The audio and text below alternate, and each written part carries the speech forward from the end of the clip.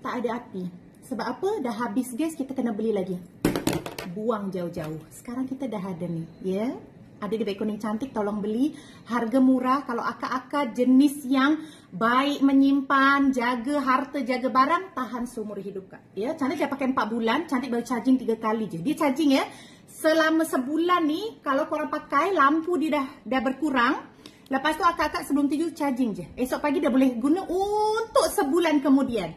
Cara nyalakan, akak kan dah nyalakan tolak ke atas kan. Lampu ni dah nyala, tekan je yang bulat ni. Dah keluar dia punya elektrik, akak letak je lah dekat dapur ke, nak bakar bunga api ke, nak bakar apa-apa yang akak suka bakar. Bakar je, Kak. Ya, jadi jangan bakar rumah saya sudah. Gitu.